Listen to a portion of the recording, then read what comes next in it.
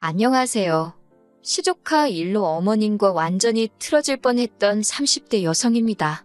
남편과는 직장 생활을 하다 만났어요. 다른 연인들처럼 울고 웃으며 인연을 연애하다가 양가 가족들의 축복 속에서 부부의 연을 맺게 되었지요. 처음 몇 달은 신혼답게 서로 정말 깨까 쏟아질 만큼 알콩달콩 즐겁게 살았습니다. 하지만 반년도 채 지나지 않아서 저희 가정에 생각지도 못한 시련이 닥쳐왔어요. 남편이 강제로 재배치된 새 부서에 적응하지 못하면서 회사를 나오게 되었거든요. 그래도 크게 걱정은 안 했습니다. 당시만 하더라도 저도 맞벌이로 일하고 있었고, 솔직히 말해서 남편이 새로운 직장을 구하기까지 길어야 한두 달이면 될 거라고 생각했으니까요. 하지만 누군가의 말처럼 인생이 제 뜻대로 제 계획대로 흘러가지는 않았습니다.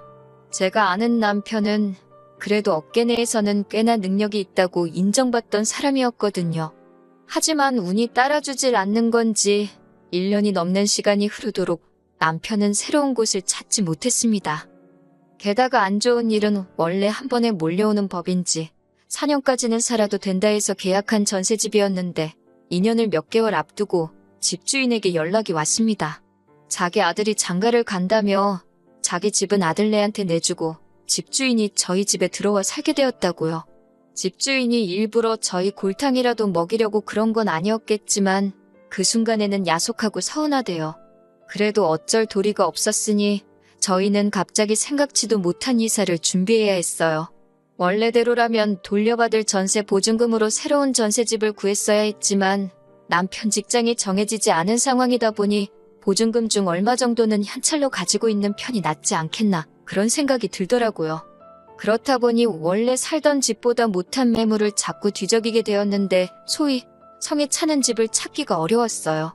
배가 덜 고팠다고 그러실 수도 있겠지만 그래도 눈에 차지 않는 집은 들어가기가 싫었고요. 결국 보다 못한 친정부모님이 경제적으로 도와주겠다 하셨지만 갚을 수 있을지 없을지도 감이 오질 않아서 거절했습니다. 그러다가 급기야 남편 입에서 당분간 시부모님 댁에 들어가서 사는 건 어떻겠냐는 이야기가 나왔지요. 그 말을 듣자마자 전 싫다고 했습니다. 생각하고 말고 할 것도 없이 싫다고 딱 잘라서 말했어요.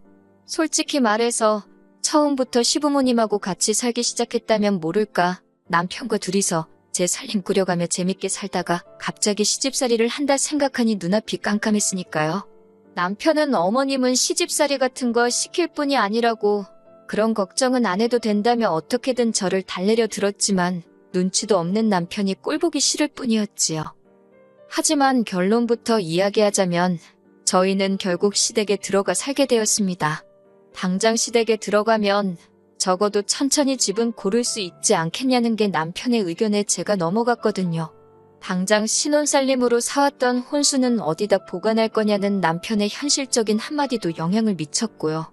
여러 가지 측면에서 제가 그냥 무작정 싫다고 고집을 피울 수 있는 상황이 아니었어요. 시댁으로 들어간 이후로 저와 어머님만 놓고 이야기하자면 그럭저럭 잘 지냈다고 생각합니다. 아무래도 제가 회사를 다니다 보니 어머님과 단둘이 있는 시간이 많지 않았던 게 한몫했지요. 하지만 신우가 시댁 가까이로 오면서 어머님과 제 사이에도 생각지 못한 변화가 생기고 말았네요. 제가 남편과 결혼하던 당시만 하더라도 남편의 누나인 신우는 부부가 함께 지방에서 호프집을 하며 딸 하나를 키우고 있었어요.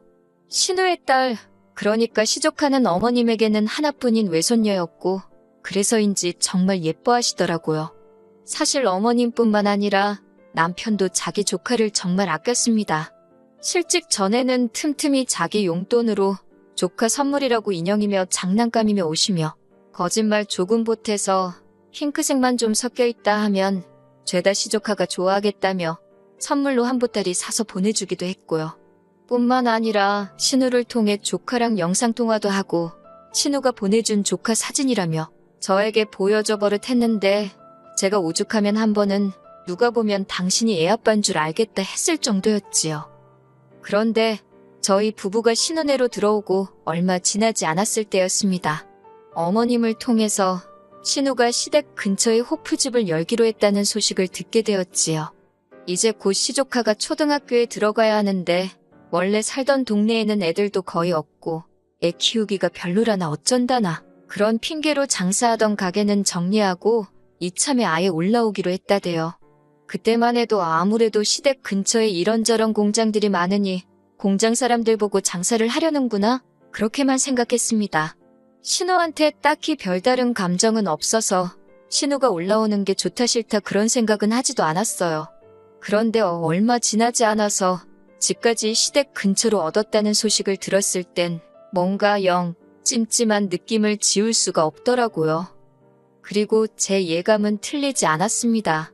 호프집 오픈을 일주일 앞둔 어느 날 신우와 신우 남편이 시조카를 데리고 시댁에 왔더라고요. 어머님이 과일을 깎아주시는데 신우가 어머님더러 하지 말라면서 저를 쳐다보대요. 그러더니 이런 건 며느리가 해야 하는 일 아니냐입니다. 과일 깎는 게 뭐 얼마나 어려운 일도 아니고 제가 해도 됩니다. 하지만 그런 소리를 할 것 같으면 신우는 그러니까 지는 왜 못해요? 그런 생각 드니까 순간 짜증이 확 나더라고요. 100번 양보해서 신우가 딸이니까 딸 입장에서 어머님이 일한다 싶어서 순간 지도 욱했나 뭐 그렇게 이해를 해줄 수도 있었지만 신우가 저한테 말하는 게 너무 별로더라고요. 그렇다고 제가 신우랑 말싸움을 할 건 아니었으니 알겠다고 제가 깎겠다 했네요. 그리고선 신우가 왜 왔는지 이야기를 시작했는데 저한테 하는 말은 아니었지만 듣고 있으니 가관이 돼요.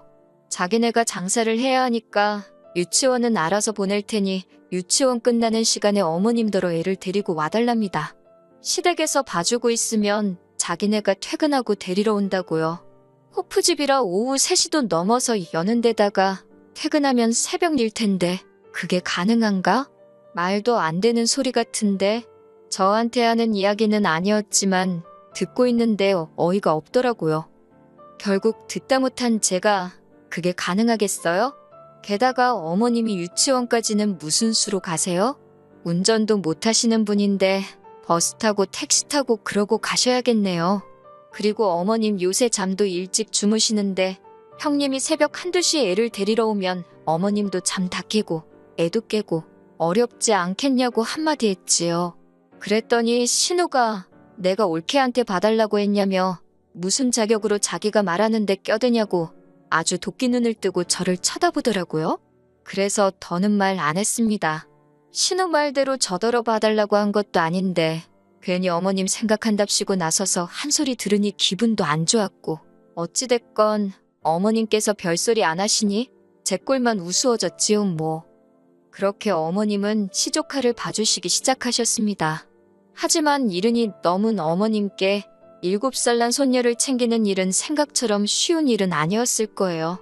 처음엔 눈에 넣어도 아프지 않을 손자라며 이리 어르고 저리 어르던 어머님이었지만 한 달도 채 지나지 않아서부터 지친 기색을 보이셨으니까요. 그러더니 급기야 언젠가부터 회사에 있는 저에게 걸핏하면 연락을 하셔가지고는 퇴근은 언제 하냐며 시조카 유치원에 들려 애를 데리고 오라고 하지를 않으시나 저더러 애를 데리고 자라 하질 않으시나. 그뿐만이 아니었습니다.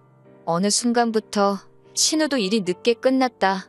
피곤하다. 오늘은 어쨌다 저쨌다. 각양각색의 핑계를 대면서 시조카를 데리러 오지 않더라고요.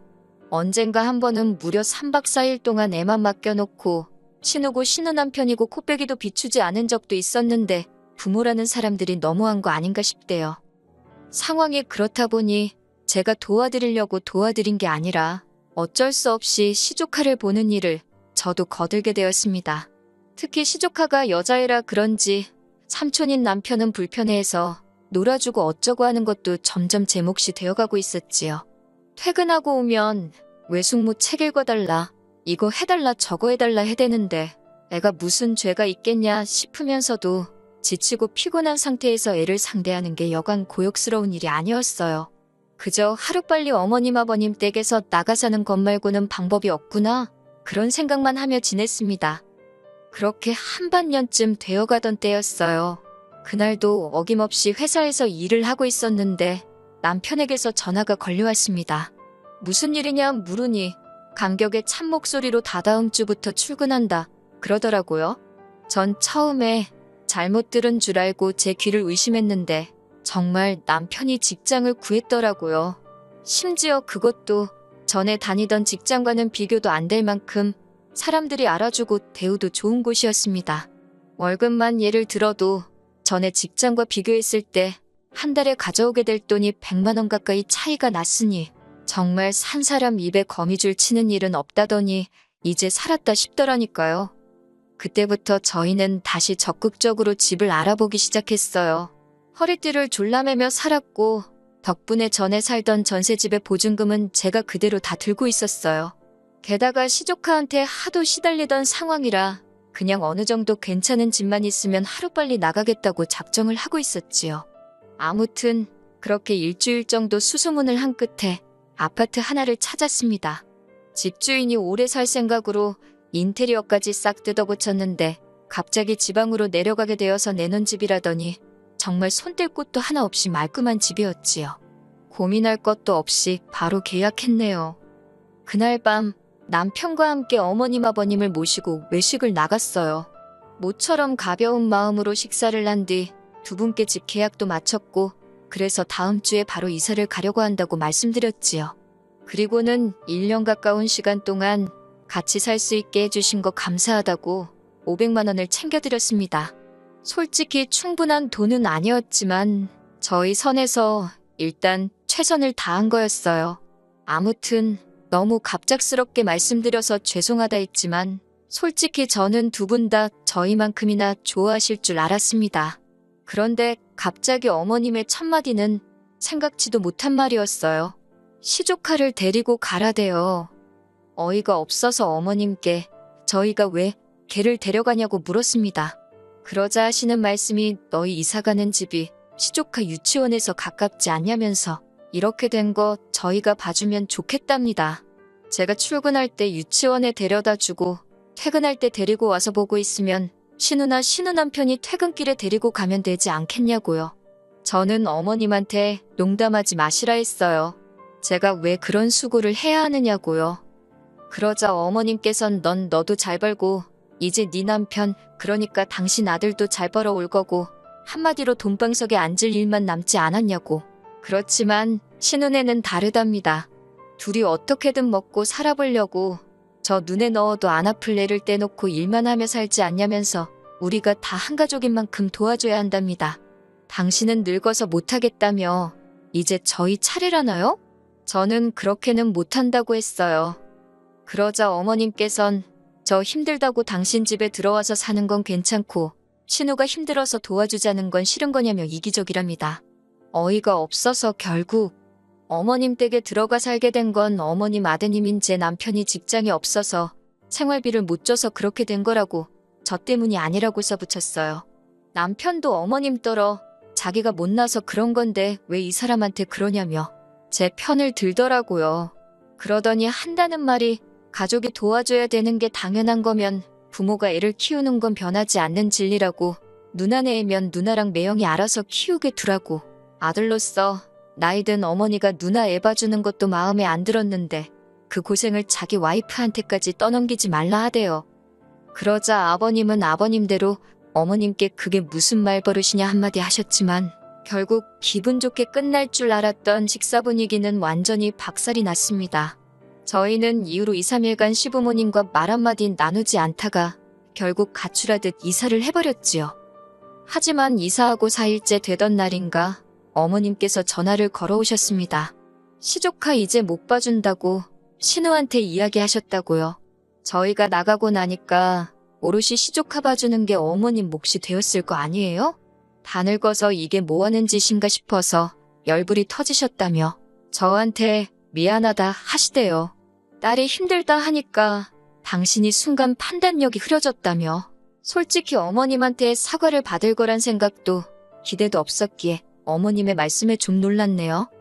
결과적으로 말씀드리자면 지금은 어머님과 그럭저럭 잘 지내고 있어요. 어머님이 이후로 한층 조심스레 저를 대해주고 계시거든요.